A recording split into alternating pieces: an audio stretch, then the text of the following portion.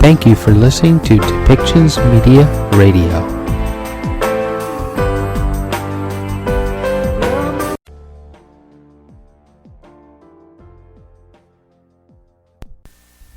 Welcome to Policy and Rights, the show about government policy and human rights.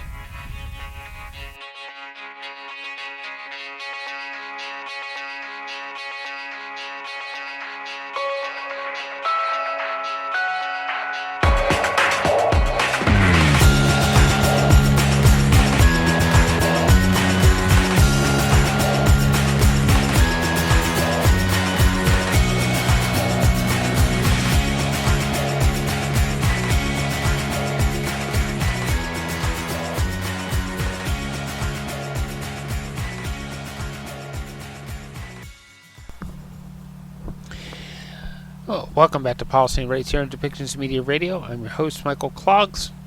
Today we're going to listen about the Canadian federal budget presented by Chrystia Freeland, and we're going to also hear reactions from the Green Party and also from Indigenous leaders as they have something to say about what the budget looks like and what Chrystia Freeland is looking to do. So, why don't we listen to all that, and then we'll come back for some final thoughts. Order. It being 4 p.m., the House will now proceed to the consideration of Ways and Means Proceedings number 20 concerning the budget presentation. Comme il est 16 heures. It being 4 p.m., the House will now proceed to the consideration of Ways and Means Proceedings number 20 concerning the budget presentation. Ms. Freeland, seconded by Mr. Boissonneau, moves that this House approve in general the budgetary policy of the government. L'honorable ministre. The Honorable Minister of Finance.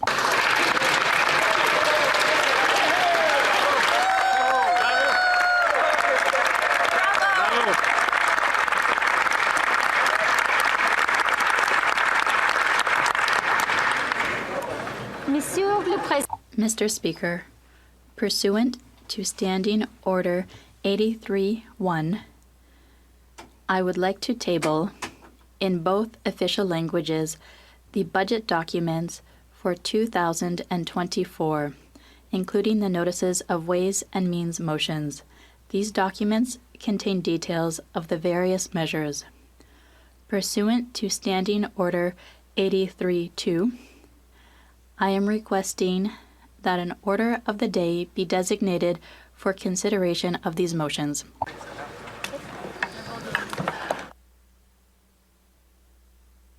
Okay.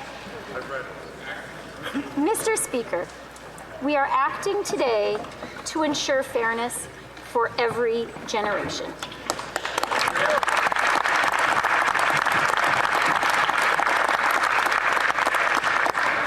We are moving with purpose to help build more homes faster. We are making life cost less. We're driving the kind of economic growth that will ensure every generation of Canadians can reach their full potential. And we're making Canada's tax system more fair by ensuring that the very wealthiest pay their fair share.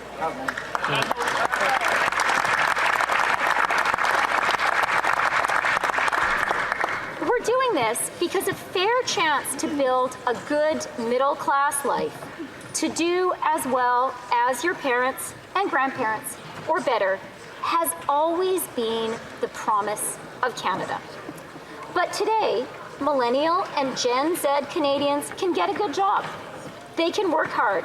They can do everything their parents did and more. And too often, the reward remains out of reach. They look at their parents' lives and wonder, how will I ever be able to afford that? The same anxiety haunts those of us who care about our younger generations, their parents and grandparents. What many parents have achieved for themselves, a degree of comfort and security, we want for our children and grandchildren. We want their hard work to be rewarded, as it has been for us. We want them to look forward to a future with a sense of anticipation, not angst. We have arrived at a pivotal moment for millennials and Gen Z. These Canadians have so much talent and potential. They need to see and believe that our country can work for them. Making the promise of Canada real for younger Canadians requires action from us, and that is what we are delivering. It begins with building more homes at a pace and scale not seen since after the Second World War. Over the past 3 weeks, we have shared with Canadians our new and ambitious plan to solve the housing crisis and to help ensure that Canadians, especially younger Canadians, are able to afford their rent or mortgage payments. We're investing to kickstart the construction of more rental apartments and more affordable housing across our country. We're topping up the Housing Accelerator Fund, which is doing exactly what we intended and exactly what Canada needs, cutting through red tape and breaking down zoning barriers. This innovative fund is at the vanguard of a housing revolution in Canada and is fast-tracking the creation of new homes.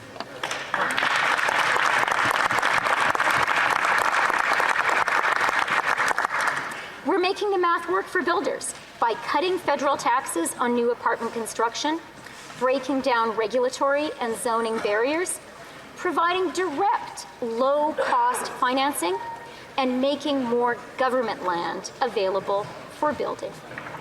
Dans un pays In a country with winters as long and as cold as ours, we are scaling up innovative construction techniques like modular housing to build homes year-round.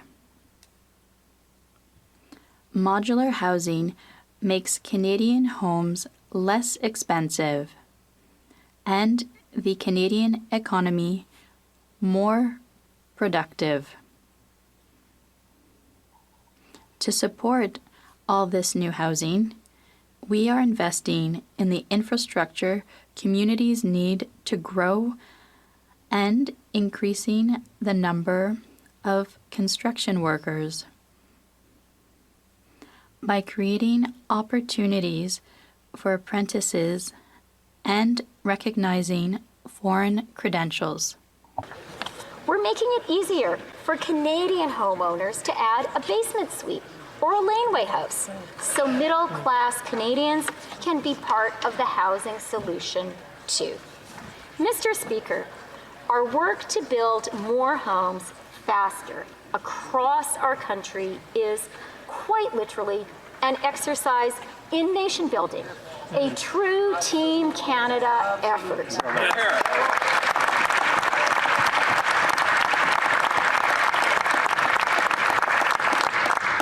Together, we are putting into action a plan to build nearly 4 million homes by 2031 and to unlock the door to the middle class for more young Canadians.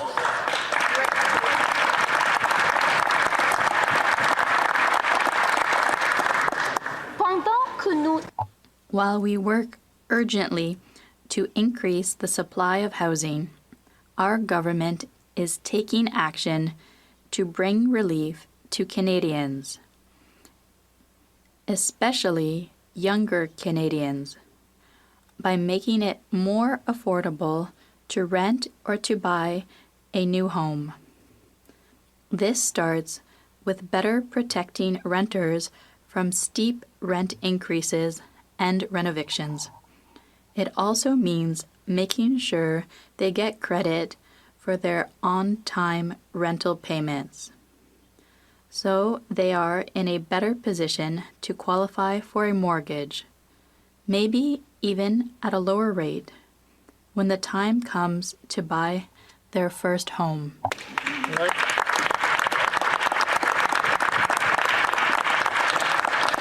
For first-time buyers, we will be extending the maximum amortization period of a mortgage to 30 years on new builds, including condos.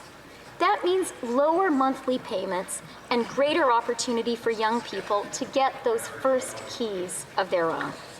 Combined with tax-free ways to save for a first down payment through the tax-free first home savings account and the enhanced home buyers plan, the longer amortization period will ensure more younger Canadians are able to afford that first home and take that next big step into a prosperous middle-class life. Monsieur le Président. Mr. Speaker, the second part of our plan is making life cost less. Inflation has now been back within the Bank of Canada's target range for 3 months in a row.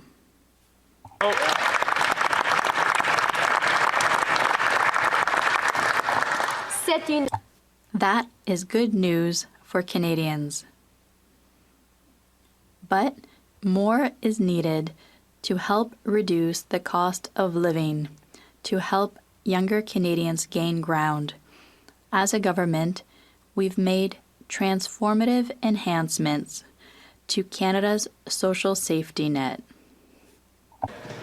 $10 a day childcare is already saving parents thousands of dollars a year and making it financially possible for more Canadians to choose to start a family of their own. Now we're making further investments, creating even more childcare spaces so more families can benefit and so more mothers don't have to choose between a career and a family. This is feminist social policy, and it is smart economic policy too. Already, thanks to our early learning and childcare investments, Canada has reached a record high for working age women's labor force participation.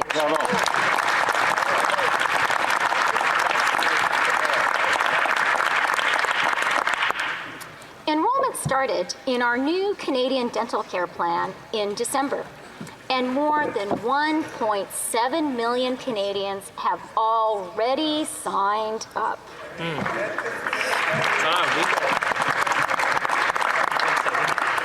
Next year, 9 million uninsured Canadians will have dental coverage. And we've introduced legislation to deliver the first phase of National Pharmacare, which will provide universal coverage for many diabetes medications and make contraceptives free, ensuring every Canadian woman can freely choose the contraceptive that works best for her, not just the only one she can afford.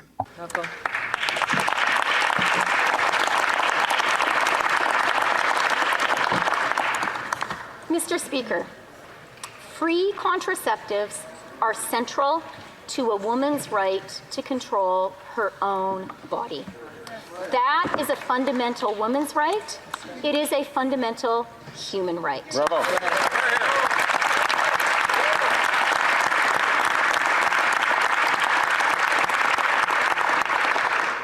As a woman, as a mother, and as Canada's Finance Minister and Deputy Prime Minister, let me say clearly here today, this is an essential right our government will always protect.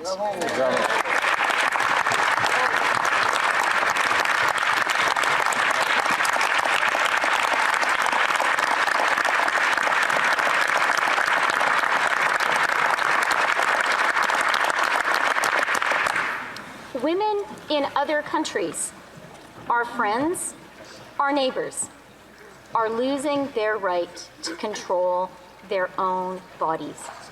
We will not let that happen here in Canada.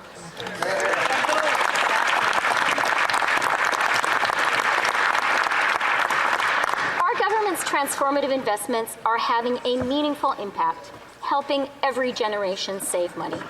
The Canada Child Benefit is the foundation of our support to young Canadian families and has helped lift more than 650,000 children out of poverty since 2016. The Canada Workers Benefit provides a meaningful boost to our lowest paid and often most essential workers. Our new Canada Disability Benefit will increase the financial well-being of low-income Canadians with disabilities. Bravo.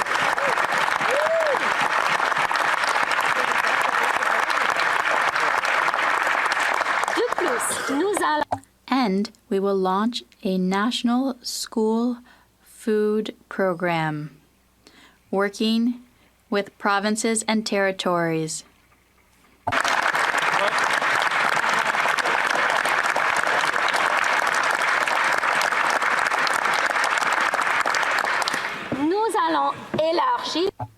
We will expand access to school food programs and help 400,000 more children.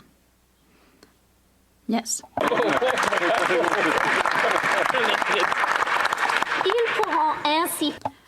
So that they can have good, healthy food that will allow them to have a fair start at a good, healthy life.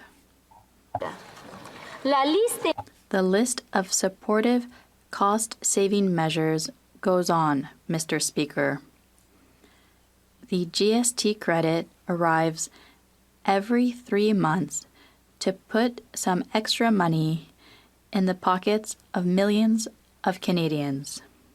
The Canada Carbon Rebate ensures that we fight climate change in the most cost-effective way, delivering hundreds of dollars to Canadians every 3 months, including yesterday. 8 out of 10 Canadians get back more than they pay in the provinces where the federal price on pollution applies. And in this budget, we are delivering on our promise to return carbon pricing proceeds to small and medium-sized businesses. I am so proud to announce that our new Canada Carbon Rebate for small businesses will soon return over $2.5 billion directly.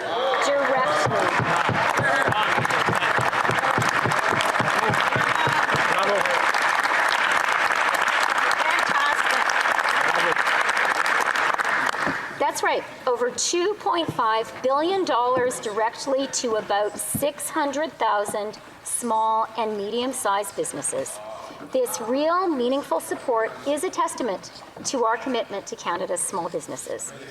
Mr. Speaker, at a time when prices are high, we're delivering real investments that help make life cost less for Canadians. The third part of our plan is growing the economy in a way that's shared by everyone. To drive the kind of growth Canada needs today, we are redoubling our efforts to attract investment, increase productivity, and boost innovation. We're working to empower our best entrepreneurs to put their ideas to work here in Canada and create good-paying and meaningful jobs. How do we do that?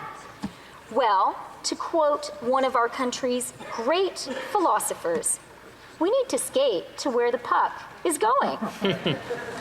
Cela veut dire. That means doubling down on artificial intelligence. We were the first country to have a national artificial intelligence strategy. Over the past several years, we've supported the creation and growth of one of the world's leading, most talented artificial intelligence communities. And today, Mr. Speaker, we are taking the next step to secure Canada's AI advantage. Bravo. Bravo. We are equipping our AI innovators with the compute power they need to attract and nurture the best researchers, scale up businesses, and drive the innovation that will deliver transformative economic opportunities for Canada and Canadians. Homegrown Canadian AI companies are already helping to boost the productivity of Canadian workers. A natural area to seize a further competitive advantage for Canada is building the mechanical heart of the AI economy, data centers. We have a natural edge. We have abundant and clean electricity. We have skilled and experienced engineers. We have the cold climate needed to help cool supercomputers. And we are physically close to the world's largest market, which has vast data processing needs. We're introducing the Accelerated Capital Cost Allowance for innovation-enabling and productivity-enhancing assets. This means that investments in things like computers, data network infrastructure, and more will be eligible for immediate write-offs. This will encourage companies to reinvest, create more jobs, and make their businesses more productive and innovative. That's very good. Mr. Speaker, in the first 3 quarters of 2023, Canada attracted the very highest per capita foreign direct investment in the G7. Bravo.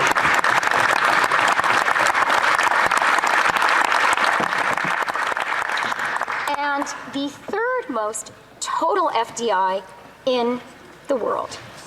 Our budget builds on that significant accomplishment because attracting investment is key to driving growth, increasing productivity, and boosting innovation. With the Canada Growth Fund and our $93 billion suite of investment tax credits, we are already encouraging businesses to invest in emerging clean technologies that can drive growth and productivity and create more good-paying jobs. Today, we're proposing a new investment tax credit to attract companies investing across the electric vehicle supply chain. Canada boasts an abundance of natural resources. We intend to leverage this national advantage to build entire supply chains. And our new investment tax credit will encourage precisely that. We're investing over $5 billion in Canadian brain power. More funding for research and scholarships will help Canada attract the next generation of game-changing thinkers pursuing excellence. Very good. Very good. And we are building on our track record of making it more affordable to go to college and university by renewing the increase in upfront Canada student grants and interest-free loans, increasing the amount of financial aid students get for housing, and making it easier for mature students to go back to school affordably. And all of this is on top of our campaign promise to eliminate interest on Canada's student loans, which we delivered on a year ago.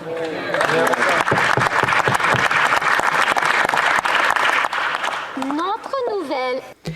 Our new Canadian Entrepreneurs Incentive will ensure entrepreneurs get to keep a bigger share of the profits from the risks they take and the hard work they do, and have more money to reinvest into their next venture. A prosperous future and abundant, good-paying jobs depend on Canada's innovators, entrepreneurs, and researchers. And this is why we are supporting them. Mr. Speaker, there are those who claim that the only good thing government can do when it comes to economic growth is to get out of the way.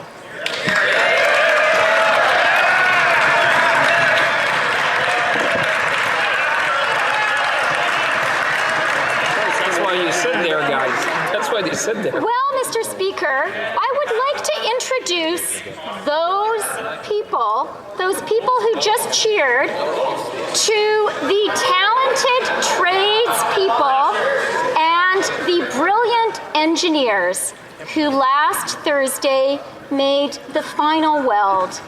It's known as the Golden Weld on a great national project, the Trans Mountain Pipeline. Yep.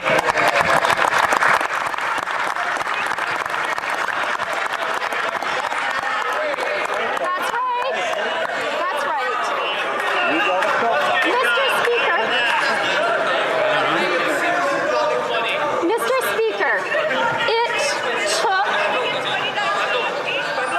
Mr. Speaker, it took an activist, determined Liberal government to get it built.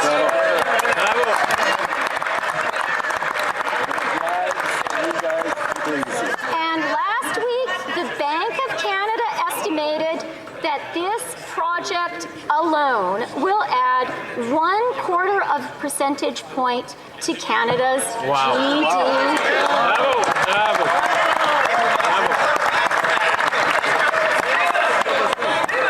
Mr. Speaker, as we invest with purpose for the benefit of our younger generations and those who love them, we continue to stick to a responsible fiscal plan.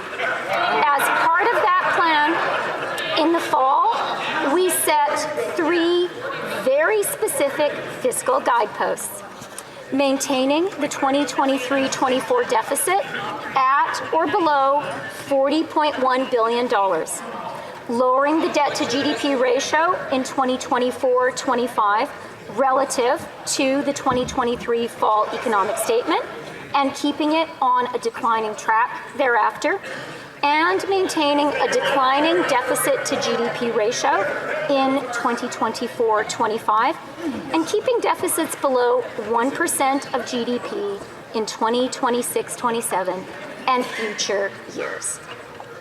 Mr. Speaker, in this budget, every single one of these objectives is being met.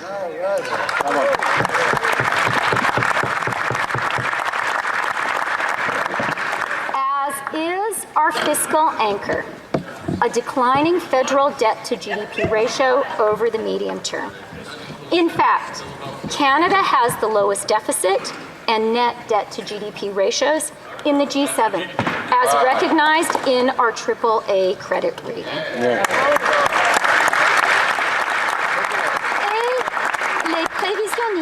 And private sector forecasters are now predicting a soft landing for the Canadian economy, thus avoiding the recession and heartbreaking surge in unemployment that many had thought was inevitable.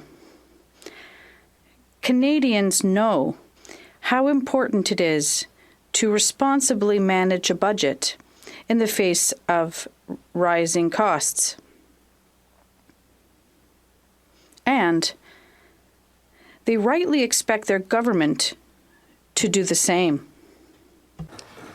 That's why, going forward, federal public service organizations will be required to cover a portion of increased operating costs through their existing resources. Most of these savings will be achieved through natural attrition in the federal public service. As a result, over the next 4 years, we expect the ranks of the public service to decline by approximately 5,000 full-time equivalent positions.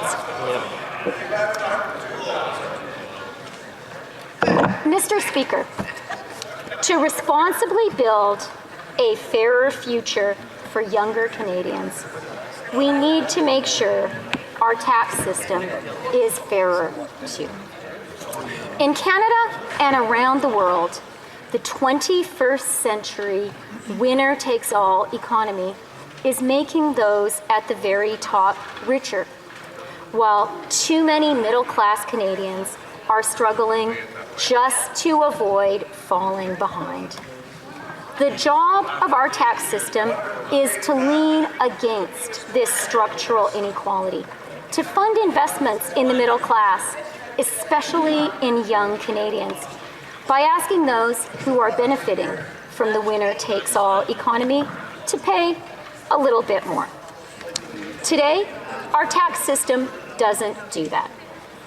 Today, it is possible for a nurse or a carpenter to pay tax at a higher marginal rate than a multi-millionaire. That's not fair. That must change, and it will. Our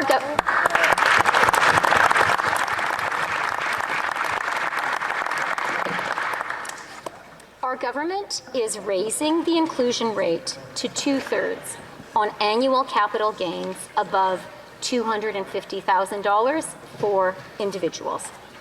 This new revenue will help make life cost less for millions of Canadians, particularly millennials and Gen Z.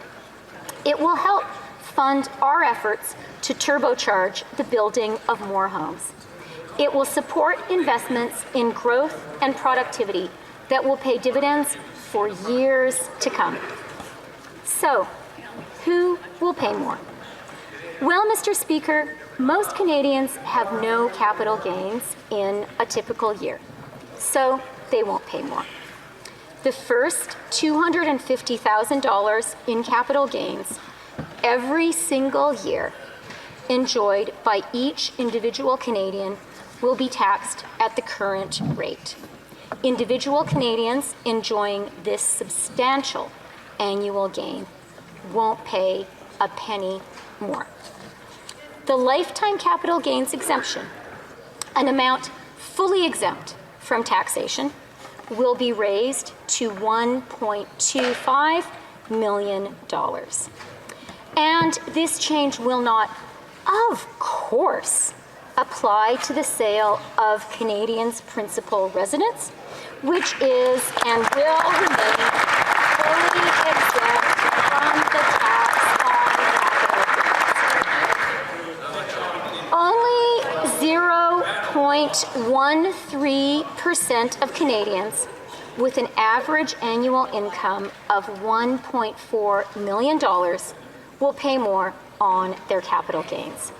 For 99.87% of Canadians, personal income taxes on capital gains will not increase. Taxing capital gains is not an inherently partisan idea. It is an idea that everyone who cares about fairness should support.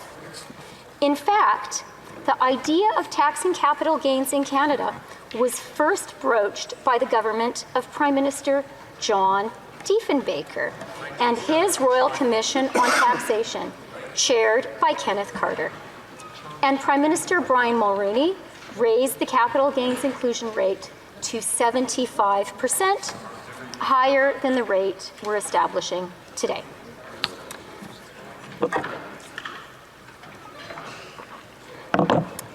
Yet, I know, there will be many voices raised in protest. No one likes paying more tax, even, or perhaps particularly, those who can afford it the most. But before they complain too bitterly, I'd like to ask Canada's 1%, Canada's 0.1%, to consider this. What kind of country do you want to live in? Do you want to live in a country where you can tell the size of someone's paycheck by their smile? Do you want to live in a country where kids go to school hungry? Do you want to live in a country where a teenage girl gets pregnant because she doesn't have the money to buy birth control? Do you want to live in a country where the only young Canadians who can buy their own homes are those with parents who can help with the down payment? Do you want to live in a country where we make the investments we need in healthcare, in housing, in old age pensions, but we lack the political will to pay for them and choose instead to pass a ballooning debt on to our children? Do you want to live in a country where those at the very top live lives of luxury, but must do so in gated communities behind ever higher fences, using private health care and private planes because the public sphere is so degraded and the wrath of the vast majority of their less privileged compatriots burns so hot? Every one of us here in this chamber today, and every Canadian across our truly great country, needs to ask themselves these same questions, because the stakes could not be higher. Democracy is not inevitable. It has succeeded and succeeds because it has delivered a good life for the middle class. When liberal democracy fails to deliver on that most fundamental social contract, we should not be surprised if the middle class loses faith in democracy itself. Tax policy is not only, or chiefly, the province of accountants or economists. It belongs to all of us, because it is how we decide what kind of a country we want to live in and what kind of a country we want to build. Today, our government is making our choice. C'est le chemin que nous... This is the path we must follow, Mr. Speaker. This is our plan to renew the promise of Canada. There are some in this chamber, particularly across the aisle, who do not share our vision. They would cut programs that we have put in place to improve the lives of all Canadians. Nevertheless, our government, in their opinion, should just do a little and then less, and ultimately, in their view, do as little as possible or even nothing at all.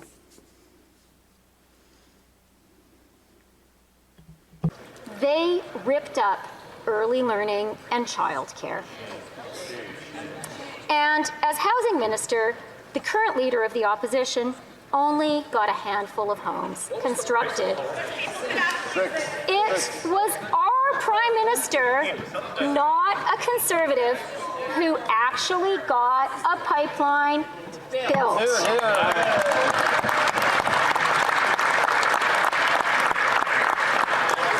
And you know why that is, Mr. Speaker? That is because our government understands that to do big things in Canada, sometimes the government needs to lead the charge, whether it is getting more homes built faster or finally creating a national system of early learning and childcare, or bending the curve on emissions. Let's be honest about what austerity and shrinking the state would mean for Canadians. It means you're on your own. It means no one will give you a hand when you falter, and that you are choosing to turn your back on the friend or neighbor who has not been as lucky as you. That is not the Canadian way. In this country, we take care of each other.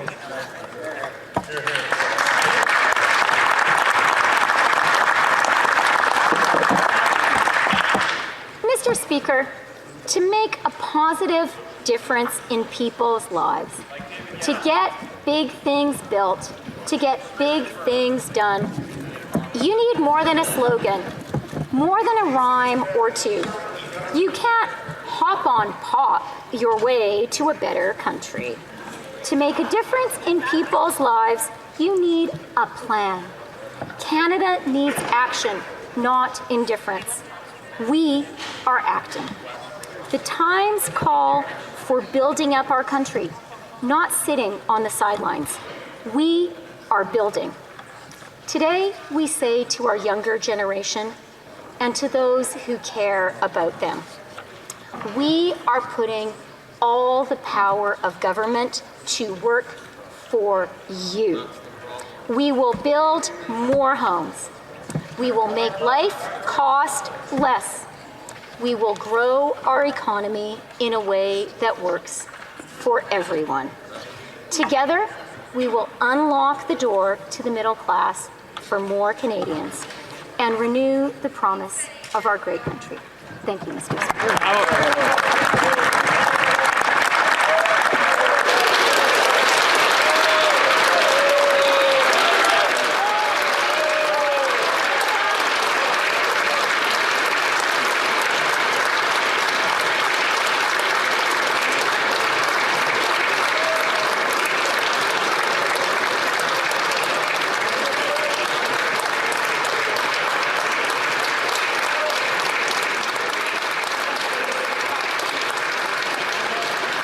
Questions et commentaires, l'honorable chef de l'opposition. The Honourable Leader of the Opposition. This is the 9th deficitary budget since the Prime Minister promised that the books would balance themselves. And everything he's spending on has gotten worse. He promised that the deficits would make housing affordable, but it ended up doubling the cost of rent and mortgage payments and down payments to buy a house. He said that the cost of food would be more affordable, and now it costs 30% more, and 1 in 4 children aren't able to get nutritious meals. After 9 deficits, Mr. Speaker, the government is rich and the people are poor. And today,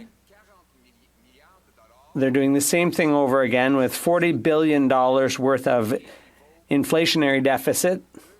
That means $2,400 for each family in inflation and spending and increase to the national debt instead of health. And that's why the Conservatives have a common sense plan to put an end to this pyro Prime Minister who's adding fuel to the flames.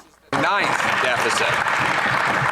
The 9th deficit after the Prime Minister promised the budget would balance itself. And what did he do with the money? Everything he spent on has become more expensive. He's doubled the rent, doubled mortgage payments, doubled the needed down payment for a home, forced 35 homeless encampments in Halifax alone. 1 in 4 kids cannot afford food. And now he's adding $40 billion of new debt and new spending. That's $2,400 of new inflation. That is why Conservatives will vote against this wasteful inflationary budget that is like a pyromaniac spraying gas on the inflationary fire that he lit. It is getting too hot and too expensive for Canadians, and that's why we need a carbon tax election to replace him with a common sense Conservative government. Thank you.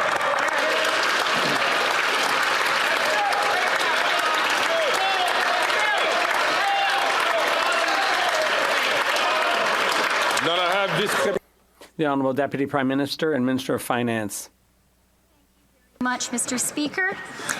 Mr. Speaker, I have a point that I think it would be good to get the Leader of the Opposition to offer clarity on. We presented a clear choice to Canadians.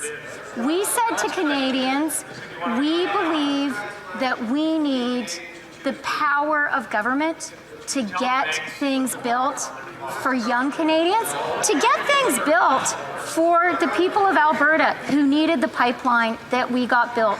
And we presented a clear, fiscally responsible way to finance those essential investments, increasing the inclusion rate on capital gains. I think that it is high time for the opposition, which poses as being on the side of working people, to clarify its position today. Will the opposition join us in asking those at the very top to pay a little bit more to support Canadians? Or are they going to show their true colors and stand with the 0.1%? That's what Canadians want to know today, Mr. Speaker. The honourable member for Mirabel. Mr. Speaker, the minister just tabled a budget which is centralizing, and it interferes with Quebec jurisdiction. New encroachments in education, municipal zoning, new strings attached to housing, conditions on childcare, new interference with property taxes. Does the minister realize that these intrusions that use the federal spending power, that this is just a demonstration of the fiscal imbalance which prevents the National Assembly of Quebec from freely acting within its own areas of jurisdiction? The Honourable Deputy Prime Minister and Minister of Finance. Mr. Speaker, I'm so happy that my colleague has raised the issue of childcare, because I think that one issue clearly demonstrates the close cooperation between the federal government and Quebec. Childcare was an idea that began in Quebec under Quebec feminists, and congratulations to those women, and thank you for that. When we decided, we took the initiative to create a national system, a national childcare, early learning and childcare system. At the same time, we struck a deal with Quebec to support Quebec and to enable Quebec to go even further. And that is what we will continue to do. Yesterday, I spoke to the Quebec minister to discuss budget initiatives, and we have very close cooperation with the government of Quebec, and we will continue to work very closely with them. Thank you. Member from Vancouver, Kingsway. Mr. Speaker, New Democrats know Canadians are facing a serious economic and climate crisis. Millions of people are struggling to make ends meet and are worried about their children's future. That's why we've used our seats in this House to successfully press for meaningful relief and progress in this budget in numerous areas, including to build more homes, preserve existing affordable housing, and protect renters, to deliver universal public pharmacare, starting with contraception and diabetes medications and devices, establish a national school nutrition program, reverse damaging cuts to Indigenous services, and help workers transition to a sustainable economy. But despite record corporate profits across many sectors, from food conglomerates to oil and gas multinationals, there is nothing to ensure the corporate sector pays its fair share so we can better fund the services Canadians need. Can the minister explain why she declined to raise corporate tax rates in Canada, despite them being among the lowest in the OECD, despite the U.S. doing so, and in the face of record prices and profits? Was the lobbying that effective? The Honourable Deputy Prime Minister and Minister of Finance. Mr. Speaker, I want to start by congratulating the member for Vancouver Kingsway on his new role as finance critic. And I'm going to share with this House that he and I both grew up in Edmonton and first met when I was a teenager because he was working on my mother's election campaign. Life is funny that way. I therefore agree with the member from Vancouver Kingsway on so many things and have for so many years. But I have to say, on this specific issue, we're going to have to agree to differ. We believe in a fiscally responsible policy, and we believe that when we make investments, we need to finance them.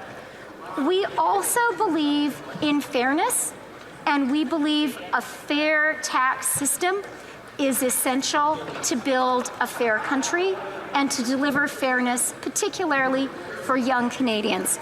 It's also really important for us to ensure that Canada continues to be internationally competitive, to ensure that Canada continues to be an attractive investment destination for foreign investors and for Canadian investors. It was with that in mind that we were very thoughtful about the revenue-raising methods that we chose.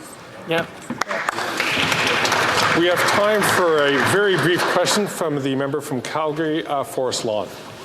Conservatives told this Liberal NDP Prime Minister to stop his spending, his deficits, inflation, and his tax hikes.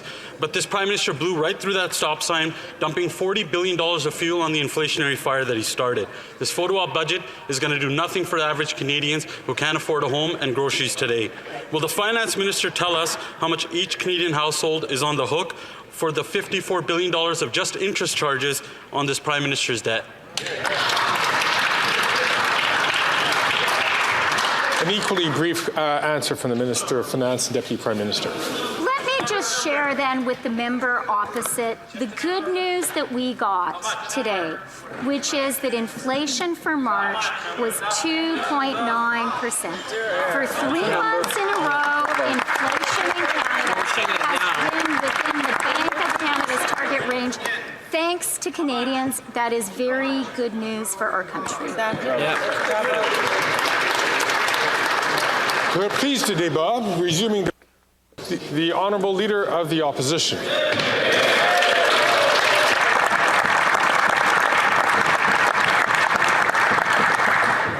Pour une neuvième fois. For the 9th time, the Prime Minister has promised that if he spends more and taxes more, Canadians would be better off. For the 9th time, we see that the quality of living, especially for the famous middle class, has actually gone down with a doubling of the cost of housing.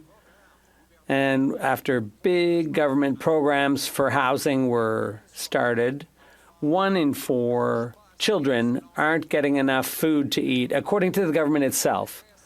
After the creation of programs for affordable food. And now he's talking about a pipeline paid for by government as if that was the biggest accomplishment you could ever have in a society. And if the government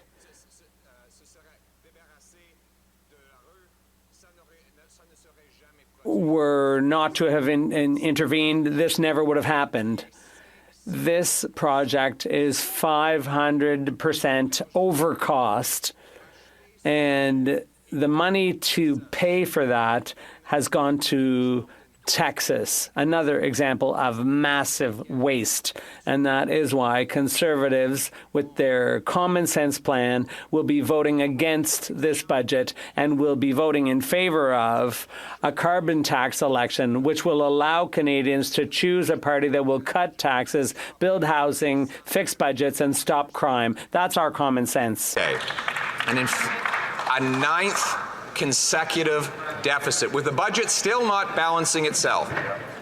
And everything on which the Prime Minister spends gets worse and more costly. He is spent, and Canadians are broke. The country is broken. We have a doubling of housing costs. We have 8,000 people joining a Facebook group to study how they can get a meal out of a garbage can after food prices have gone up faster than at any time in a generation because of the carbon tax he's imposing on our food, a carbon tax that with the help of the NDP, he plans to quadruple to 61 cents a litre. And today, did he learn anything from these catastrophic failures? No. He doubles down on the same failure. With $40 billion of new deficits, $40 billion of new spending, that's to say $2,400 for every family in new debt and new inflationary spending.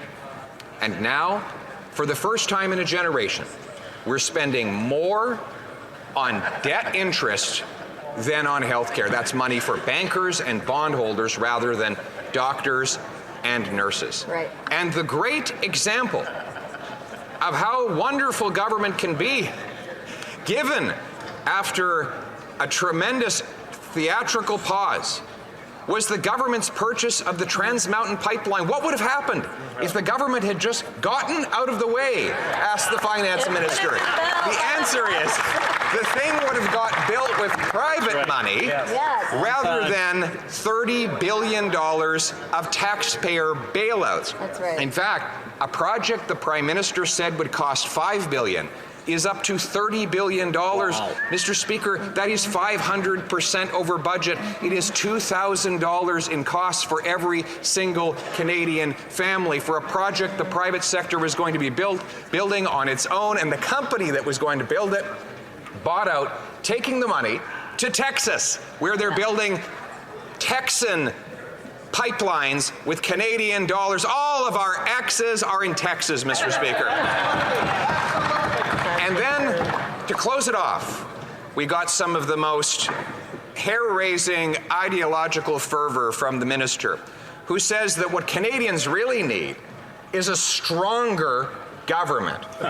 Well, they have created a stronger government in order to make for weaker and more suffering people. This is not a government that gives people everything they want. It's a government that takes everything they have. Okay. But the good news, Mr. Speaker, is we want big Canadian citizens with a smaller and more efficient government, where the state is servant and not master, where our priorities are clear: to axe the tax, build the homes, fix the budget, and stop the crime. And as soon as the NDP takes away its support from this Prime Minister, we will have a carbon tax election where the people will be able to make that decision for themselves in a country where they can earn powerful paychecks that buy affordable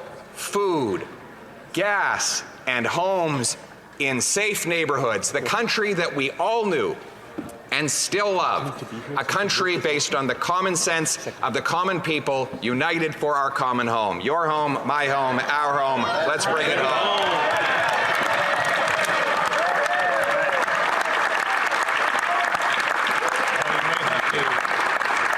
And I now move, seconded by the member for Forest Long, that the debate now be adjourned. Okay.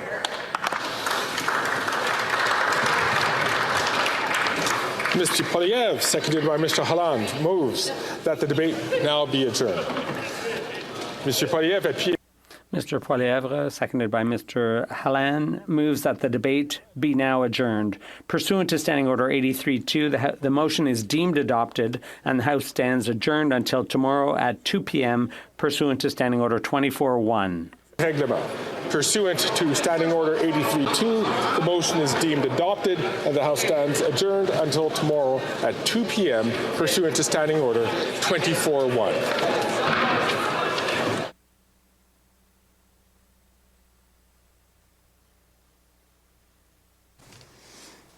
Thank you all. Do we have our elder? Nope, he's not here yet. I think he was still trying to get through security. Okay. Well, thank you, and thank you to the press for being here this morning. You know, I'm going to ask Chief Moni asked to say a very quick prayer to start this off in a good way, and we'll ask our elder to close us off. Thank you, National Chief.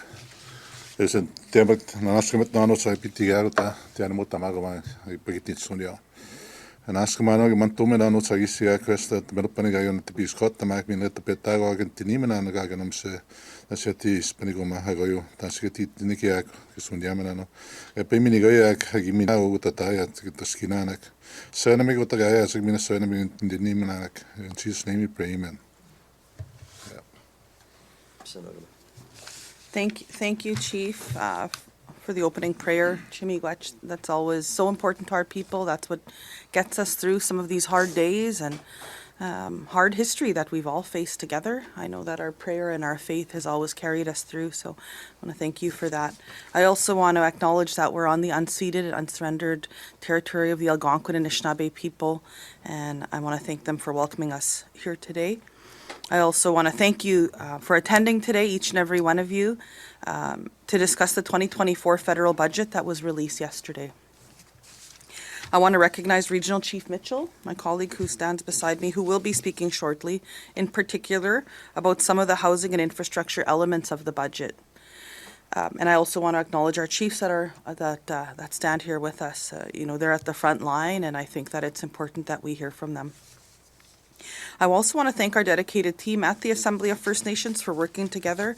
They spent the better part of the evening and early this morning going through this budget's 490 plus pages.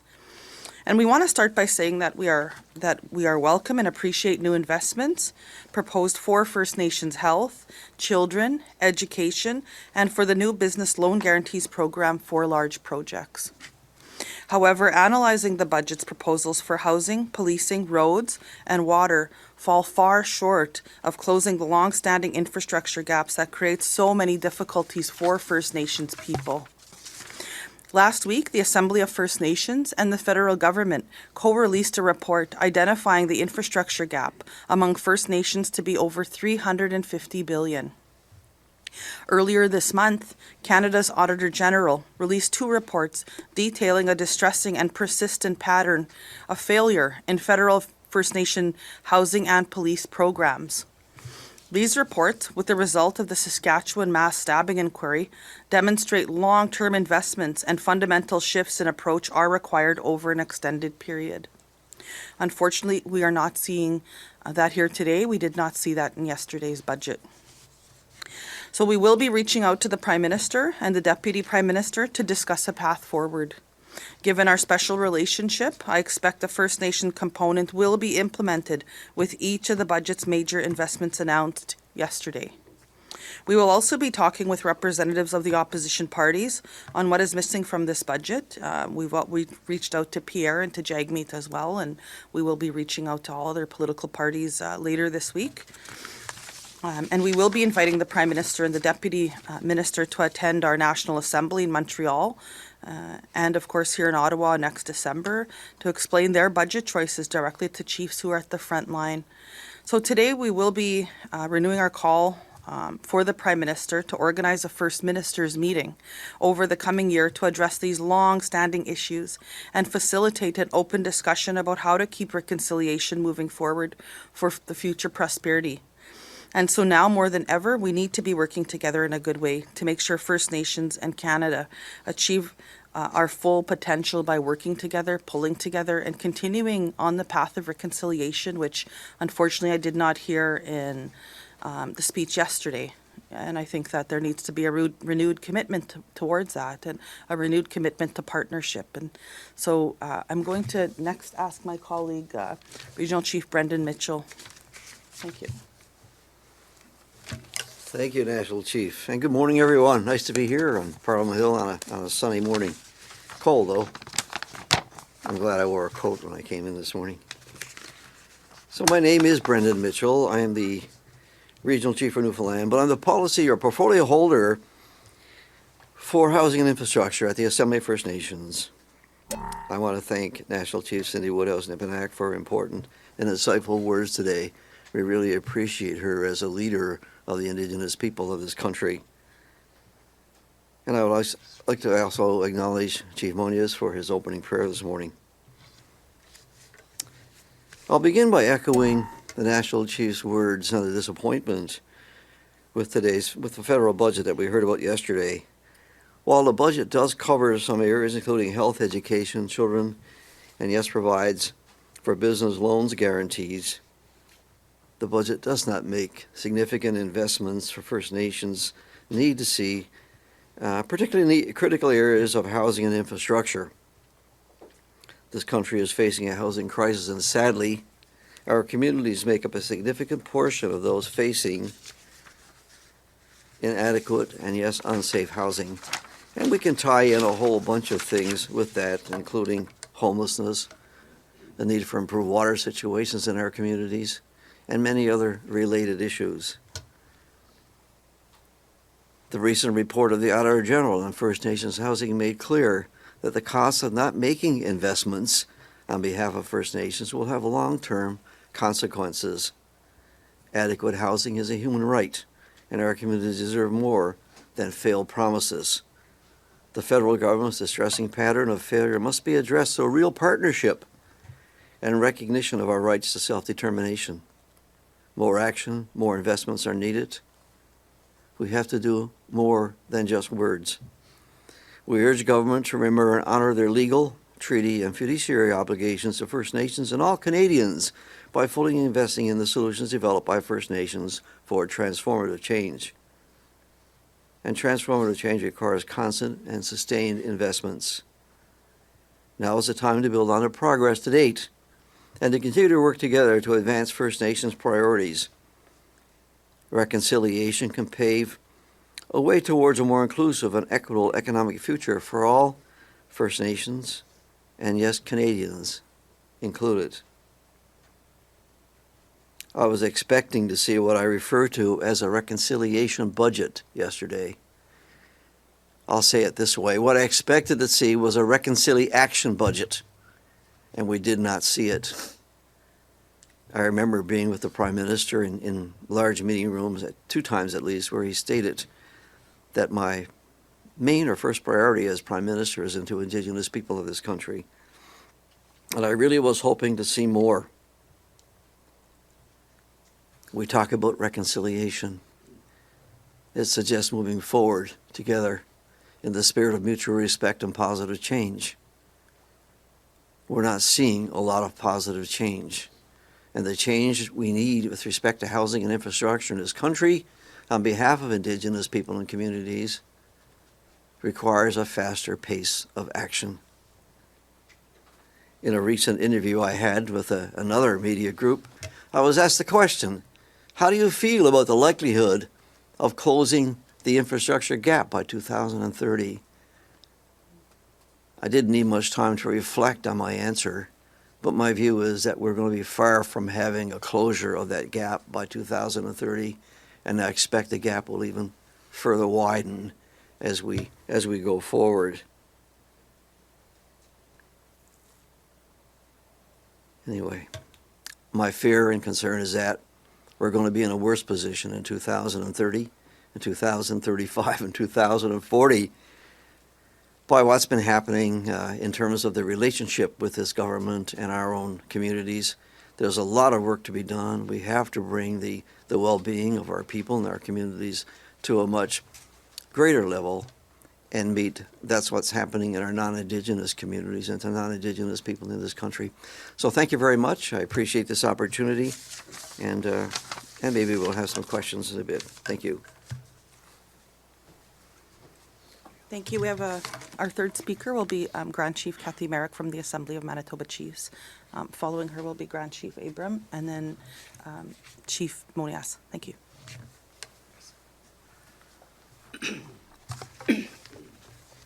Gusane Nanaskamun Epis Vicevitakuk.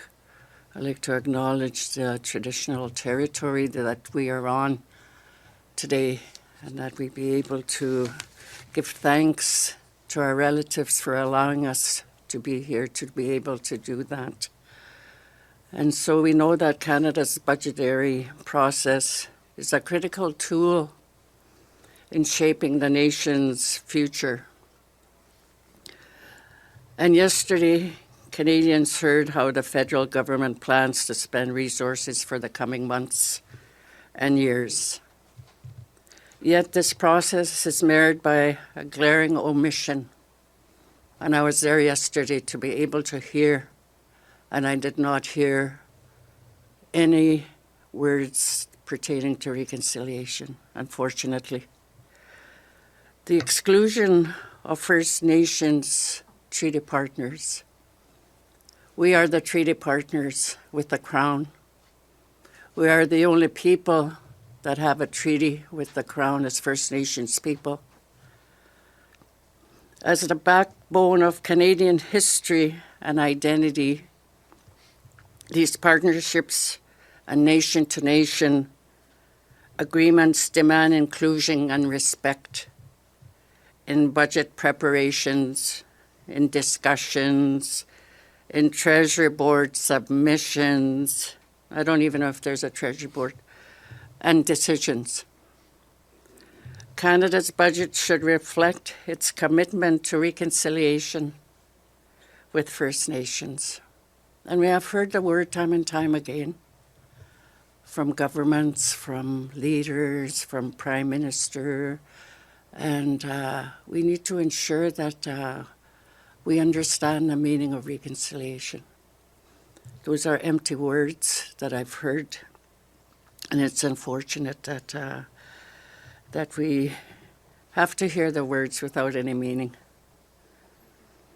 So what we see instead is transfer of millions of dollars to provincial governments already ahead of the budget announcements, with no consultation with the treaty partners, which are the leaders, which are the chiefs of every nation on Turtle Island. This exclusion of First Nations voices perpetuates systematic injustice and undermines the principle of quality and partnerships. These transfer payments have also led to court challenges and compensation settlements in hundreds of millions, as provincial governments have been found to have spent these resources not as intended. So it's the transfer payments of the federal government to the provinces. So by the time it gets to First Nations, out of $1, we get the dime. It goes through so many levels to be able to do that. And what can you do with a dime? How does the government expect our people to live when there's adequate housing for our people, health services for our people? We have premature deaths in our communities because they cannot access health services. And it's sad. It's a sad day. And that we be able to do better. And we be able to ensure that every MP understands treaties between First Nations. And that we be able to do that work, and that we be able to work together to be at the same table, and that we come to be able to do the work. So the last 3 fiscal years, the Assembly of Manitoba Chiefs have submitted a pre-budget submission. It tabled copies of the alternative budget, federal budget for Manitobas and First Nations.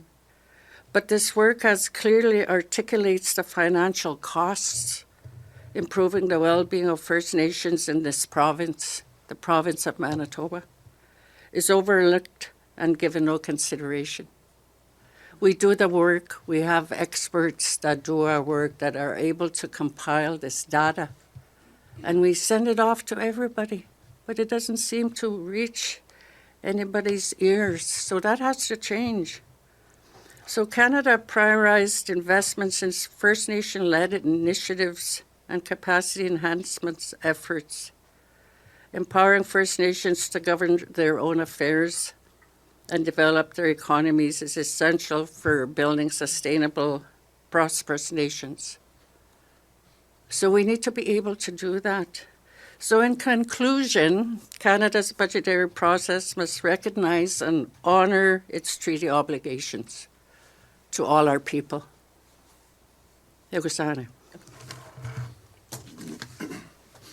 Thank you, Grand Chief. We'll now call up Chief Abram, and then we'll have a quick word from Chief Monias, and then we'll go into Q&A. Thank you. Sego, good morning. My name is Abram Baddick. I'm the Grand Chief of the Mohawk Council of Akwesasne, but I'm also representing Ontario Regional Chief Glenn Hare, who was unable to join us this morning. I spent yesterday talking a lot about the budget and what we were expecting from First Nations perspective and from Ontario's perspective. We released our report last week with the collaboration of the federal government, and the numbers were alarming. But it wasn't surprising to us. We knew that the gap continues to grow. We knew that the gap is there. And the government has set a date, 2030, to close the infrastructure gap. Ontario region is a large region, and our communities continue to grapple with housing shortages, as the rest of the nation does. We need the federal government to work with our communities. Those budget announcements were made. There was no carve-outs made for our people leading up to the budget. So then when we hear the budget, we were already disappointed. We see some new spending in different areas, but we know that the infrastructure in our communities continues to crumble. Overcrowding continues to be a reality for a number of our communities. Our remote communities, it's even worse. Access to clean drinking water continues to be a priority for our communities. So when we see announcements that don't include us, there's no carve-outs for us, the province doesn't always come to the table, at least in Ontario, around housing, around clean drinking water, which means that programs that are designed to partner between the federal government and the provincial government don't include First Nations. And this is why we have a continued gap, continues to grow. 2030 was a commitment that was made by the Government of Canada. And we know that the investments that were made yesterday will not help close that gap. It does not even meet nearly the need. And while we continue, every community in Ontario, every community across this Turtle Island continues to want to partner with the government, with the provinces, or proponents to close that infrastructure gap, to bring prosperity to our people, to ensure that our families have homes over their roof, safe homes and safe drinking water.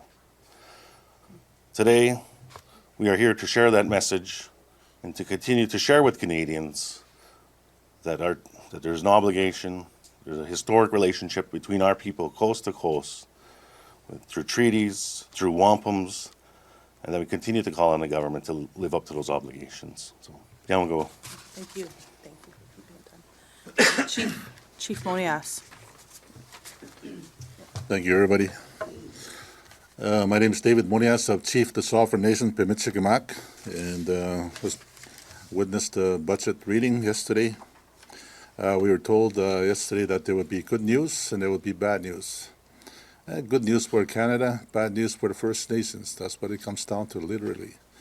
For those people that experienced COVID, it uncovered homelessness, lack of housing, lack of health care, lack of infrastructure, and lack of education resources for our people to continue to get the resources that they need.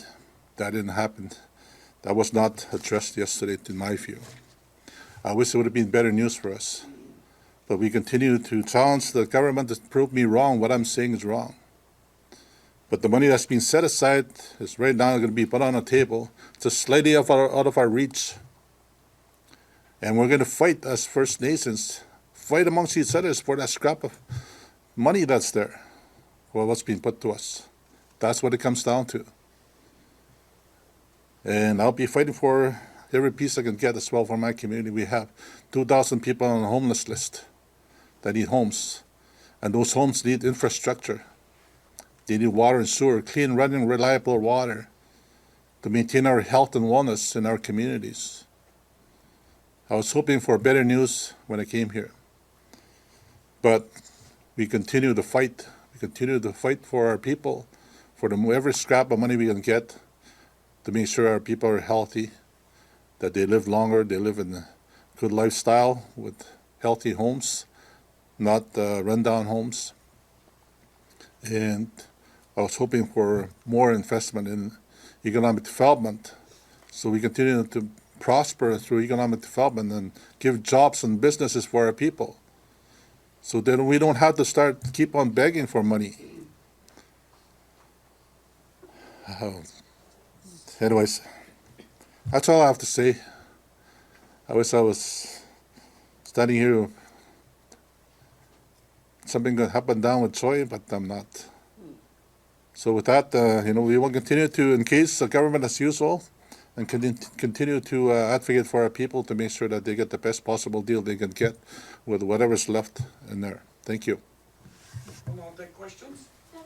Budget yesterday spoke about unlocking federal lands to build housing. Was the AFN consulted on that, and do you expect it to be consulted on it going forward?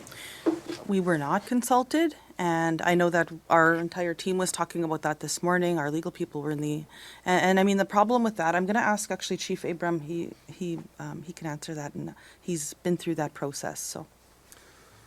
Absolutely. So we weren't consulted. The current policy that exists under divestiture of federal property, First Nations, it's a priority listing of who gets the first, basically, right of refusal for those federal lands. Unfortunately, First Nations are about third down the list, and that's unacceptable. When our treaty partners, when those are traditional territories that are within all of our lands across Turtle Island, we need to have first priority so that our homes, our communities can continue to prosper like they're offering, what in this case would be to municipalities and cities. Thank you. Any other questions? Hey, National Chief. As you hinted, the Finance Minister's speech was 3,500 words long, and it took 40 minutes to deliver, and not once were Indigenous people or reconciliation mentioned throughout that time. What does that say about how the government is approaching Indigenous people right now? Well, it's alarming because I think that we've been working in good faith all these years. We continue to stand here. We continue to try our best to work with governments, work with officials to try and get action moving. And I think I gotta say that we have. I know that there was an index that was done just recently. I'm glad that we moved up a little bit, but it's not fast enough. And I think that we need sustained long-term investments in order to close some of these gaps that exist, particularly for our kids on First Nations communities. And I think that, you go home and there's still not cell service in some areas, and there's, lack of good roads. There's lack of good access to water and infrastructure in these communities, lack of basic infrastructure, basic schools that are not built. And I know that we have a long way to go in this country. I know that it's not always easy. I know that they can't just lump us in with the province and expect the province to do the right thing, because many times they don't. They want to leave us out and put us in the corner and yin-yang us back and forth between if we're federal or provincial. And we have to keep, we have to renew that relationship. I think I'm glad those discussions happened, some 5 years ago. I think they need to be renewed, and we look forward to talking to the Prime Minister about that, to making sure that our relationship gets prioritized in a good way, that we find actionable items to be done this year. We can't keep waiting and waiting. And I know that there's lots of important work to date, but we're not doing enough, and we have to accelerate that by working together. And by working together and taking the advice of First Nations, if every time that First Nations lead, things go better. Chiefs, this budget is overtly aimed at Canadians under 40 dealing with housing and affordability issues, for the most part in cities. How concerned are you that the country and government may start to leave First Nations behind again as they turn to these other issues in the mainstream population? Oh, we're absolutely concerned. We wouldn't be standing here if we weren't. And, if Canada can look at the demographics, First Nations are the fastest growing population in this country. So we can't be leaving them out. We need to make sure that we're targeting that, and they've come through systemic racism throughout the beginning of this country, through residential schools, through day schools, through the 60s scoop, through child welfare, and many of those kids are disadvantaged. And we have to make sure that we're investing in that to give them boots to pull up. If you have never had boots to pull up, how are you going to have anything to move forward with? And so many of these, I sit here and I think of those young people that are under 40, many of them that are homeless on the streets by systemic racism because of, child welfare in this country, for instance, that once they're 18, they kick them out the door. Well, those are our kids on the street. They've been disconnected from our communities, disconnected from our people. And we just have to do a better way of doing things in this country, because we have so much potential. And then we do have some young people on First Nations communities that want to, maybe go to university, but there's no internet access in their communities, or they don't have a home to stay in. So they're couch surfing in our communities. And we have, we're not asking for anything more than what any Canadian wants. We want jobs for our kids. We want safe housing. We want access to clean drinking water. And those are, I think that we should all be striving for that. All Canadians, we call on all Canadians to stand with us, and thank many of them that do call to support us day in and day out. So thank you. Please, but you mentioned that you plan to reach out to the opposition parties about the budget. Have you received any assurances from the Conservatives about closing the infrastructure gap? I'm going to be talking to them about that in about a week. I know that I'd put the request in to meet them once again. They've been reaching out already overnight, but I want to meet with the leader himself. So we'll be in touch after I meet with them. Have they given you any Conservative assurances so far about closing the infrastructure gap and what they would do? They did. I will say this. I know that the Conservative leader himself had said, what do First Nations want? Well, we have so many documents, and we will be making sure that he receives those, that party receives those, that we write our own for the upcoming federal election, that we all work together to make sure that we have an election document that states what exactly our needs are, so that Canadians can understand it and parliamentarians can understand it, on how to close these gaps and how to work together in a better way to have better outcomes. We see in the Auditor General's report, when we don't work together and when it's one-sided, it's not working. But we have the solutions, and we look forward to. Is this the same Liberal government that you remember from 2015 with all of these lofty goals that they promised First Nations in this budget? Are you seeing those being the same Liberals as the Liberals that are in power today? I think that, I want to believe that the intention is well with every political party in this House.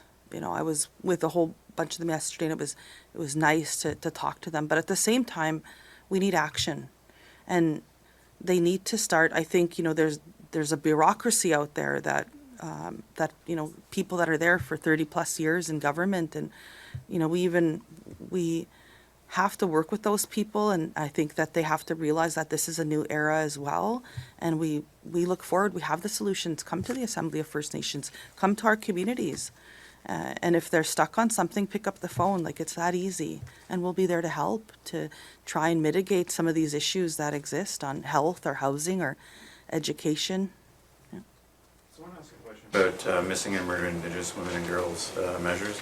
Other budgets have had a separate chapter on this, a lot of more investment. It's just kind of mentioned in passing in this budget, and the only funding or new funding is for a red dress alert, which is $1.3 million over 3 years. There's no commitment to making it happen or when it will happen, and it also says regionally as well, because what I've heard in the committee meetings is everybody wants it to be national and sooner than later. So any thoughts on that? I'm going to leave this question to Grand Chief Merrick.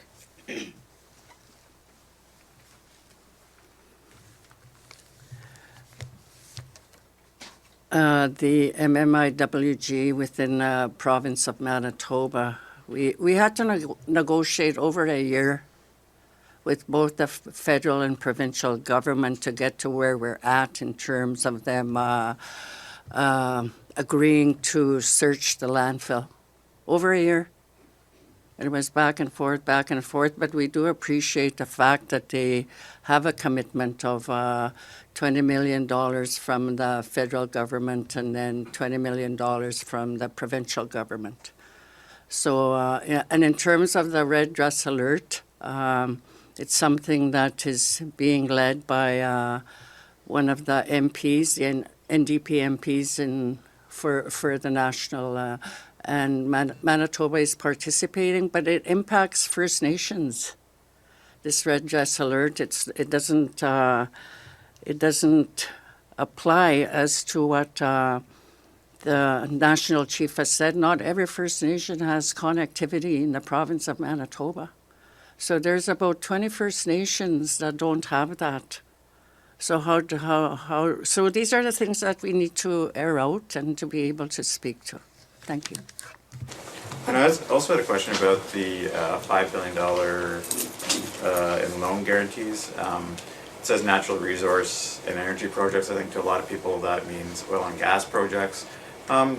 Is this, I mean, there seems to be a lot of money available for economic reconciliation, but maybe under what the federal government terms what that is, and this seems to be in it. Does this send a mixed message? There's, in terms of climate change, the government says it wants to fight this, yet it's making a lot of money available for First Nations that might want to pursue oil and gas projects, and I know that it's a very controversial topic amongst a lot of the communities, because a lot of communities are more interested in green projects and maybe fighting climate change. So just wanted to know if anyone wanted to answer that. I want to commend Chief Shirlene Gale. I know she's been working on this with the First Nations Major Coalition group. I know that they've been working really hard on that. And there's other groups across this country that have been pushing for this. It's not nearly enough, but it's a good start. And, I think that First Nations taking control of projects and creating jobs and opportunities for themselves within our communities and across this country in partnership with people in this country, I think is a good thing. And I'm glad to see that First Nations, there's many First Nations working on major projects across this country, and I support them. Yeah. You had mentioned that there were some positives in terms of funding that going into youth and children. There was money that was, I think it was over $1 billion laid out for the new childcare, child and welfare jurisdictions, but we also saw that there were cuts to Jordan's Principle early this year. So I'm just wondering how you feel about the disconnect between those two. Well, certainly, it's absolutely something that we need to iron out in the months ahead. I know we're still in negotiations on trying to get a final settlement agreement, and there's different parties to that. I can't speak too openly about that, but just know that there is work ongoing every single day in trying to get a final settlement agreement, and we look forward to the continued work, and we know that we have a long way to go on that. But I know that the Jordan's Principle program has been doing its work in our communities, and it's been very helpful. And we don't want to see it underfunded, and we don't want to see it go away, and we need to keep the pedal on that. So we will continue to do that. Follow-up? Yeah, thank you. This concludes the press conference. Thank you very much. Merci beaucoup. Thank you. Okay, she's still up. Oh, and by the way, 232's got a for sale sign. Bonjour. Hello, everyone. On behalf of the Green Party of Canada, I'm here. Elizabeth May, leader, with Deputy Leader and Co-Leader Jonathan Pedneau, aussi avec Mike Morris, Member of Parliament for Kitchener Centre, and Luc Jolicoeur, who is the finance critic in our shadow cabinet, for presenting our response. It will be just me and Jonathan. We're all available for questions afterwards if you'd like. Despite, and I will say, despite individual items that we support, we can't support the budget as a whole, because it is the ultimate confidence vote of any opposition party, any MP, is their confidence in the government overall. The budget falls far short of our hopes. Most of the things that were in our pre-budget submission were at least mentioned. To say, we said, this is the budget where we want to, at long last, see the Canada Disability Benefit. It's there, but it's checkbox politics. Check. But then you look at the details and say, what, $200 a month? And not starting till July 2025 with further conditions for eligibility? We called for an end to legislated poverty for people with disabilities. That's not in here. We called for a doubling of social housing. What we see are additional incentives for developers. There's some bright spots for sure. Pleased to see the connection between access to public transit and where housing will be placed in places that have existing infrastructure, but it's not meeting the moment. We need transformative, dramatic changes to our society to be able to afford the things we need. They've refused to go to where the wealth is. Not just an excess profit taxes on big oil, that's clearly needed, and they pulled short of that, but wealth taxes.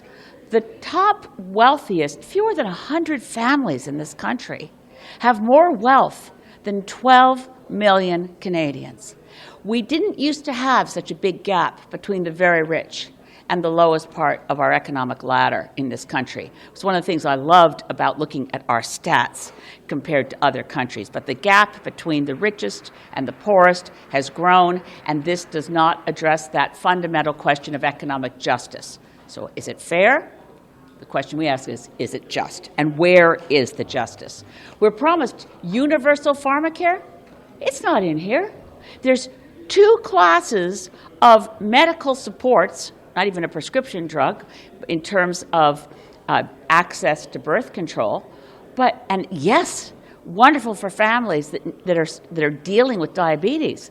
But universal pharmacare will save our country billions of dollars by having the market for 40 million Canadians to look eye to eye with Big Pharma and negotiate for a decent reduction in the price for the obscene levels of profits that pharmaceutical companies get off each little pill that costs them almost nothing. They can charge whatever they want. This budget doesn't address that. Je vais terminer mes petites remarques maintenant pour donner la parole à Jonathan Pedon pour, j'espère, presque la même chose, mais en français. Merci, Elisabeth. Que les libéraux nous servent un truc comme ça, s'il n'y a rien de surprenant. Une chance équitable, mais sans justice économique, sans s'adresser aux problèmes fondamentaux auxquels font face cette économie, ce manque de distribution, de redistribution des richesses qui fait mal aux Canadiens, qui fait mal aux familles partout à travers le pays. Tout ça, c'est rien de surprenant. On a ici du checkbox, là. On check chacune des petites boîtes, des petits critères, des demandes de plein de monde. Mais quand on regarde dans le détail, on voit très bien que les ressources ne sont pas là pour faire face aux défis auxquels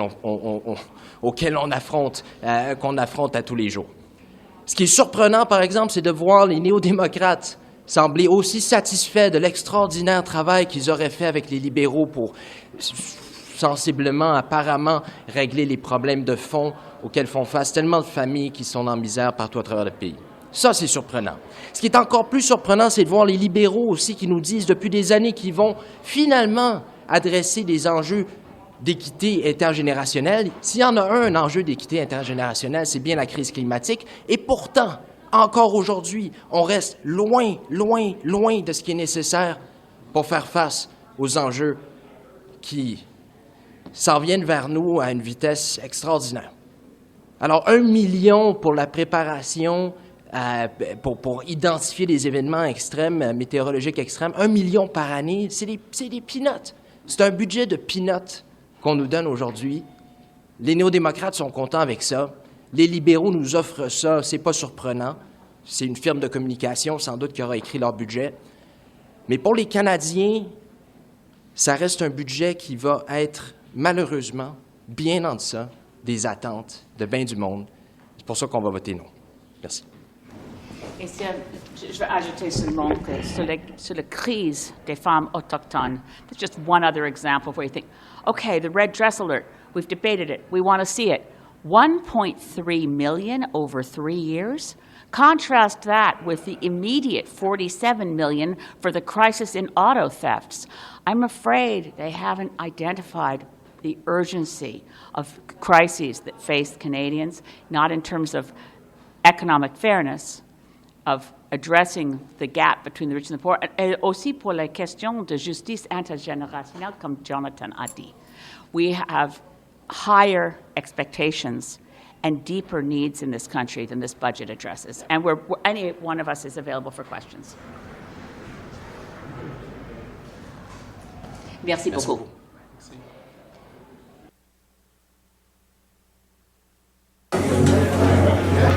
I'm thinking about healthcare. Can I get the services I need? The BC government is working to strengthen healthcare to help you get the care you need when you need it. BC is taking action on the issues that matter to help build a stronger BC.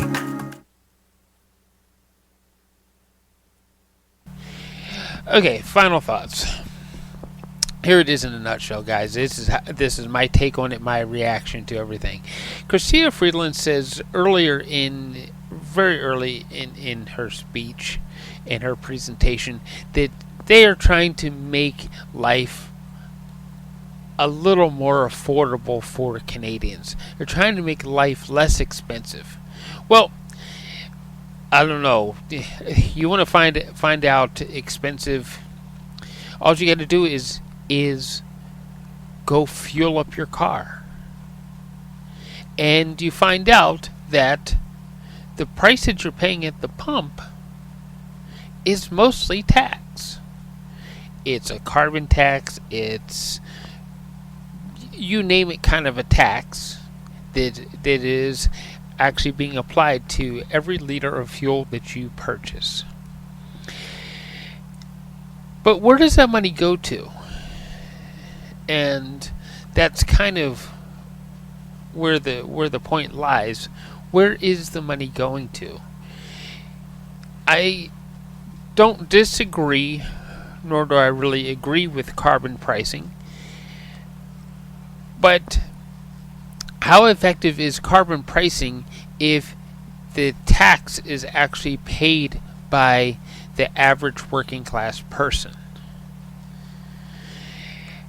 If you want carbon pricing to be truly effective, you have to place it in a way that the polluting businesses cannot get the money back from the consumer. Well, Justin Trudeau and Chrystia Freeland have failed to do that. All they managed to do is to make the cost of living more expensive. So when they announce that they're going to make capital gains tax more expensive, well, the truly rich, when they actually exchange assets, they don't necessarily do it in a way that shows cash. So they evade the tax anyway.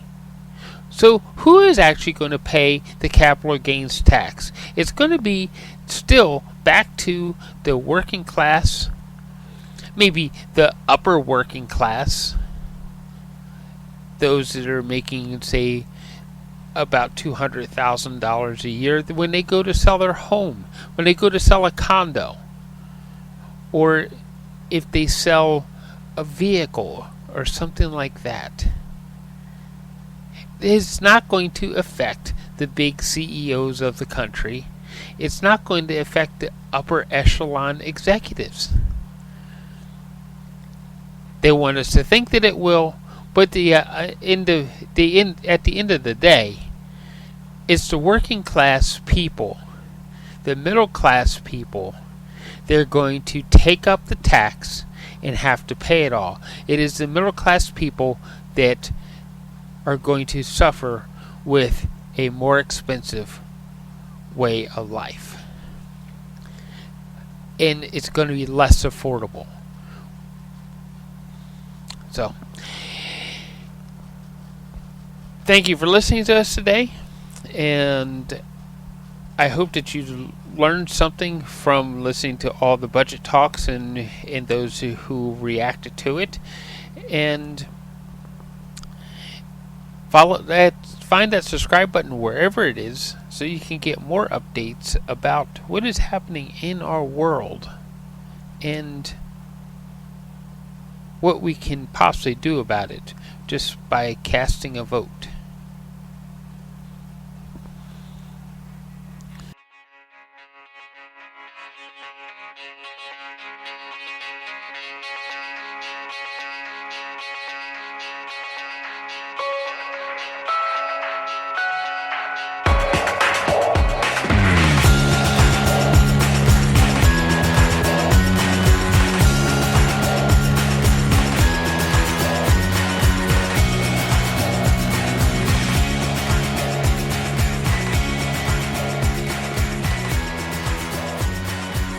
This show has been produced by Depictions Media.